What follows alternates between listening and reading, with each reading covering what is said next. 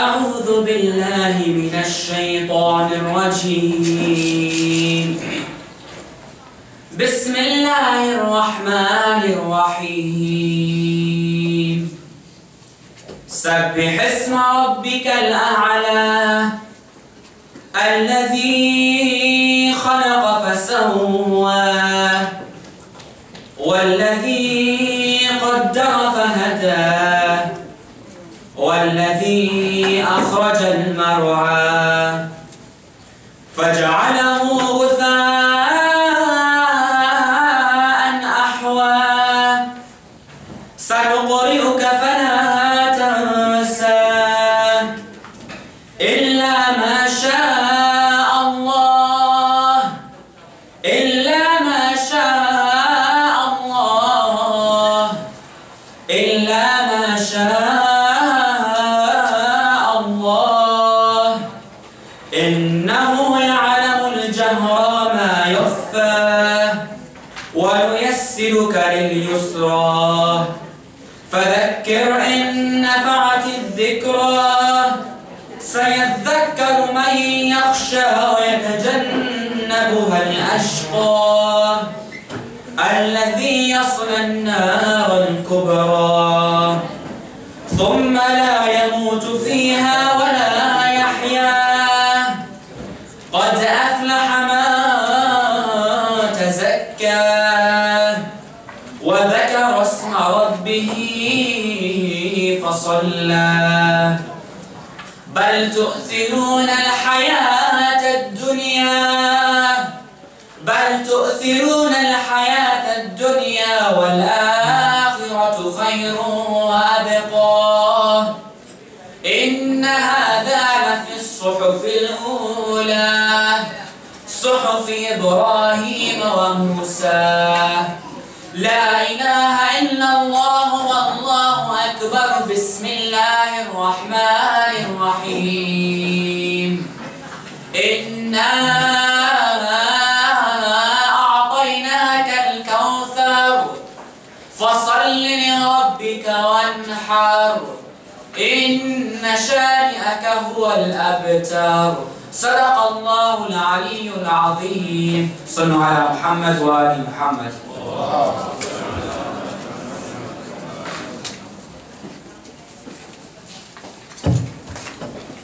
Thank you, Younus, for those beautiful recitations. On this frigid morning, winter, our hearts are filled with sadness, warmth, admiration, and love for the Barakat and Abu-Salha families. Please know your children, Yusor, Razan, and Deah, are our sisters, brother, and children as well. Your loss is a loss for all of us and for humanity. On that horrific day, when the news broke out, and we began to know of Yusor, Razan, and Deah, we instantly fell in love with them. Yes, because they are Americans, and yes, because they are Muslims. But more importantly, we instantly love them because they were beautiful human beings. They gave so much of their life to serving the needy of their communities here in America and across the oceans. Yusor, Razan, and Deah were determined to make the world a better place for all of us. As we remember all the great things they accomplished in their lives, and as we all carry the torch for Yusor, Razan, and Deah, let us honor their memory by lending a hand to those in our communities that need a lift, and by ensuring that no human being is a target of future hate crimes. Every person is precious. We cannot afford and bear another great loss. Al-Fatiha.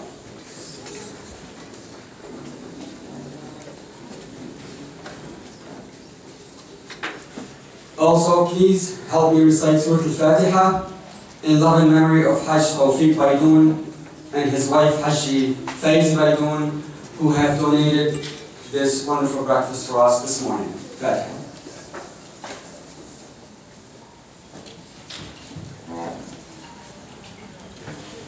And now, for words of love words of peace.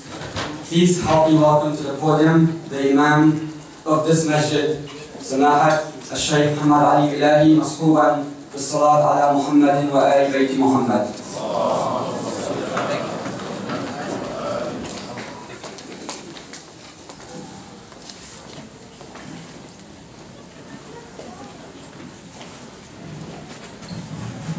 Thank you, Younus, for your beautiful recitation and Hajj Hamza beautiful words. Bismillah ar-Rahman ar-Rahim. Alhamdulillah Rabbil Alameen. Nahmaduhu wa nastaghfiruh wa na'udhu bih wa nashhadu an la ilaha illallah wa anna محمدا عبده ورسوله نصلي ونسلم على سيدنا ونبينا وشفيع ذنوبنا وطبيب نفوسنا أبي القاسم محمد وعلى آله الطيبين الطاهرين وصحبه المنتجبين.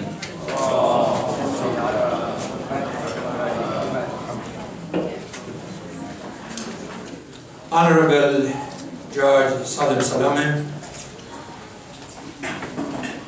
سماحة الشيخ حسن حبحب، ممثل حركة عمل أستاذ حاج حسين، honorable brothers and sisters, everybody welcome, and I'd like to start with sending the Islamic salutation to everyone. Assalamu alaikum wa rahmatullah.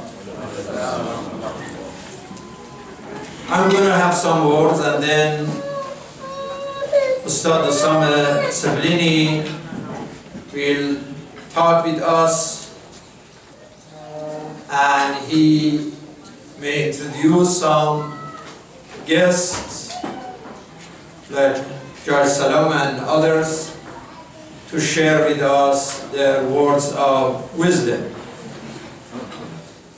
For those of you who are done with your breakfast, you may come closer to the podium. We still have some spaces here and there to enjoy this unity and togetherness and honor the memory of Deah Barakat, Yusor Muhammad Abu-Salha, Razan Abu-Salha. They were murdered in their apartment in a condominium complex not very far from Chapel Hill University in North Carolina. I was in Washington, D.C. last Wednesday when I received a call from Ustad Osama Siblani saying that this is an important community and national issue, and we all must get together, organizations and the community, to mourn this tragedy and to send our solidarity and sympathy to both Barakat and Al-Salha family.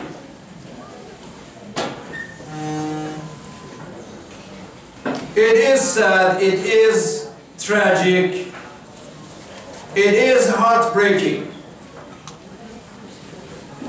and we witness that millions of people in this country and all over the world, they show their solidarity through their gathering, through candlelight vigils and prayer vigils everywhere.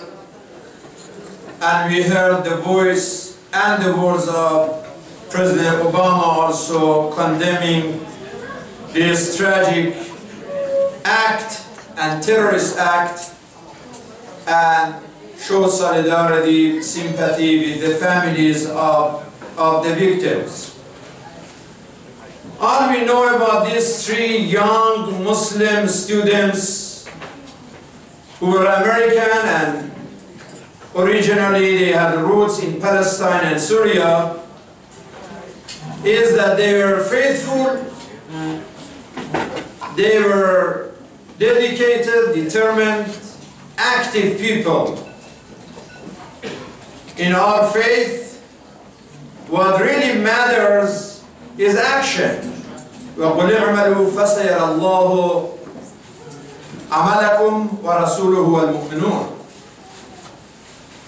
They were people of service and sincerity. They were to change this world, not through war and violence and explosion and intimidation, but through their actions and their services.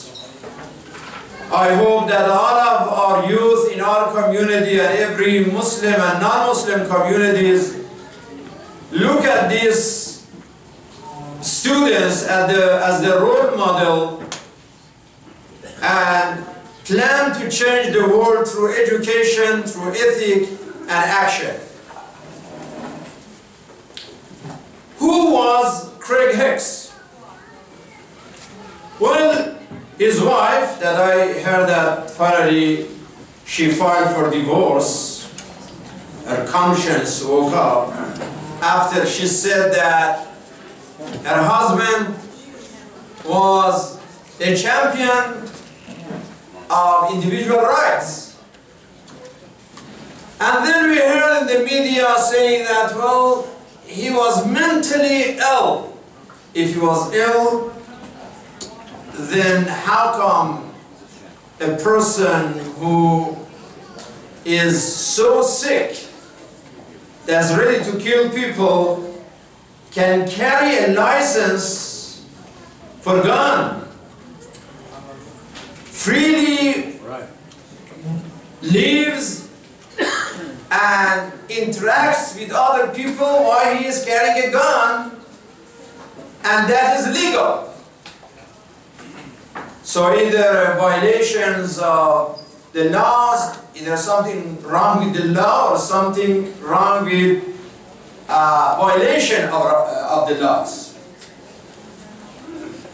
In reality, he was not a champion of individual rights. He was a criminal, he was a murderer, he was a monster, he was a social cancer, he was really a terrorist.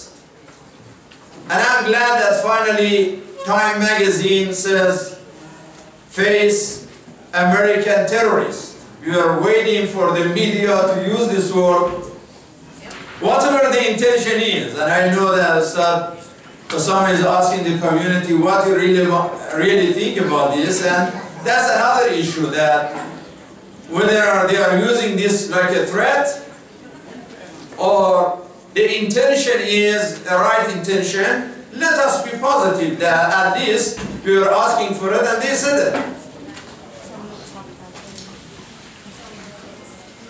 There are people in the media and society that they try to change the subject by saying that, well, this was about parking problem. Well, we have every reason to agree with the families of these 3 young people that the real issue was not the parking lot, even if that or any other thing can be as an excuse. It was about hate, it was about hypocrisy, it was about race, it was about religion, and in reality it was about terrorism. If that is not terrorism, then tell me what is terrorism? Unfortunately, we as Muslims, we are target of terrorism everywhere now. If you add the number of Muslims who are killed every day in Syria, in Iraq, in Libya, in Yemen, in Bahrain, in Lebanon, in Afghanistan, in Pakistan, we have almost every week we have a new 9/11. And unfortunately, those criminals who cause those crimes overseas, They inspire this terrorism, and they inspire those, whether they are ISIS or Taliban or Boko Haram or all these shayateen. They are promoting Islamophobia and terrorism in this country and everywhere. When they were burning this Jordanian pilot, they said, Ibn Taymiyyah said so. Not about what God said or Prophet Muhammad said, they said Ibn Taymiyyah said so. And when I criticized this, my friend, yesterday I was in this memorial for a great interfaith leader, Kirkbaum, in a church with hundreds of interfaith members. I saw my friend Sheikh Mustafa talk, and he said that now you made like a big revolution against Ibn Taymiyyah. He was upset. I said, well, go and read. Is not what I say. All the Sunni scholars, they are saying. It's not something that... And I said, so what do you think? If these guys, the ISIS, they are burning the pilot based on a fatwa from Ibn Taymiyyah, are you still saying that, wow, every fatwa that he issued is perfect? Because he was a big, you know, alam al-a'lam and, you know, big mufti of the world. I mean, look at this. I mean, you cannot say that people are perfect, and sometimes you question even the Ismatul Anbiya, but now you are telling me that like Ibn Taymiyyah is ma'soom, and you act like that. So brothers and sisters, we have really this challenge. And this Islamophobia that we are target, whether here or overseas. The Muslims, the Christians, the people of faith, people of integrity, we are all target. Though it is not new, we cannot say that this Islamophobia is just started after 9/11. It got worse. And with everything that's going on, beheading and burning innocent people by the eyes of other criminals, getting worse and worse. But we know that this racism and this prejudice was here even in the past. Last week I was reading a book from this Professor Sally Howell, the Old Islam in Detroit, a good book and a good research. She's talking about 100 years ago that there were people that they were anti-Arab or anti-Asian, or so you are from the East, and East is East and West is West. It's not really something new. There are always people who are anti-something. They're anti-black or anti-Muslim or, you know, anti-Asian. We cannot like end that like 100%. But we have to find a resolution and improve the thing and stop it from getting worse and worse and worse. Somebody may say that, well, it was 100 years ago, but now it's an age of education and age of information. How come such a thing happened in our time? How come? We thought people now just laugh at what happened like 1,000 years ago, that people, you know, crazily used to kill one another. We thought with the age of education, people are more civilized. They wouldn't do such a thing. But it's very unfortunate. Still there is war and terrorism and tyranny and oppression and injustice. Because there are people who decided to replace God with gun. They replace faith with force and intimidation. They replace rationality with rifle. They replace hope with hate and hypocrisy. They replace dialogue with destruction. And that's the problem. That's the problem that the Holy Quran says, Bismillahir Rahmanir Rahim. إذا الشمس كورت وإذا النجوم انكدرت وإذا الجبال سيرت وإذا العشار عطلت وإذا الوحوش حشرت وإذا البحار سجرت وإذا النفوس زوجت وإذا الموءودة سئلت بأي ذنب قتلت. Subhanallah, talking about the day of judgment, the end of the life of not only human beings, this planet, this solar system, everything is going to collapse. The final day, when resurrection starts, the Quran says the first question on that day is this: وَإِذَا الْمَوْءُودَةُ سُئِلَتْ بِأَيِّ ذَنبٍ قُتِلَتْ. On that day we are going to be asked that, what was the fault of those innocent girls? Why did you kill them? What was the fault of Deah and Yusor and Razan? What was wrong with these people? Just to be faithful? Was that a sin? That would be the first question on the day of judgment. Know that, brothers and sisters, that we need so much changes. In Alam al-Islami bihaja ila taghyir, ila al-islah. We need so much islah among us as Muslims. As long as there are people in Jordan, in Syria, in Iraq, in the Middle East, in Africa, that they support ISIS, we are going to have problems. There is a huge problem. We need an Islam. Where is the mentality? Where is understanding? How come someone, forget about being Muslim, any human being can show support for murdering, for committing such crazy crimes? So that shows that we need al-Islam fil alam al-Islam. Obviously we need al-Islam fil alam al-Gharbi, come on. I mean, as long as people, they think that, well, you can go and do domination and just power and greed and start war and killing people for your own interests, that is a big issue too, and that needs Islam as well. We need this Islahat, but we need so much education everywhere as well. Look at this incident that happened just a couple of days ago in Kruger.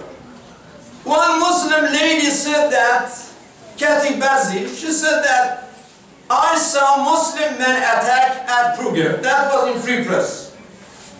Just go and read this article and look at the comments. Today I checked 222 comments about this statement. When you look at them, so some of them make sense and positive, but some of them show so much ignorance. Somebody is, one of the comments, just an example, said, Bazzi, I pray that you abandon your Islamic faith because in the end, when you die, you will realize that you made a terrible mistake while in the pit of hell. I mean, what it has to do that this lady said that I saw this poor man was attacked in Kruger. And now you are coming and you make a comment and you want this lady to change her faith?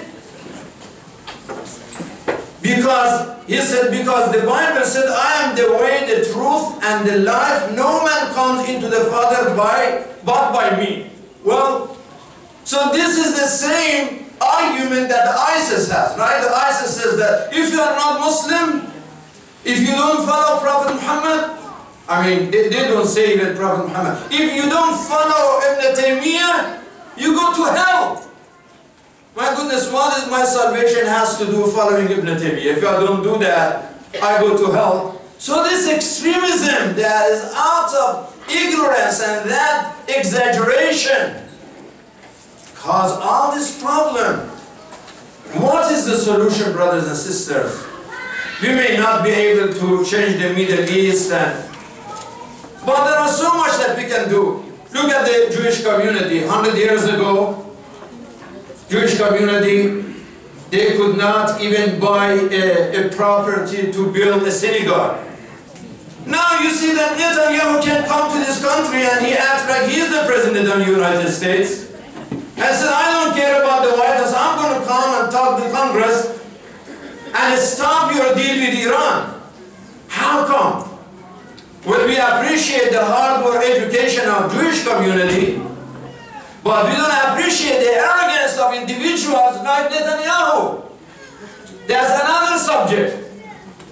But it shows that if there were communities suffering and going through tough time in this country, but now they are very successful, that is a good and positive message for all of us.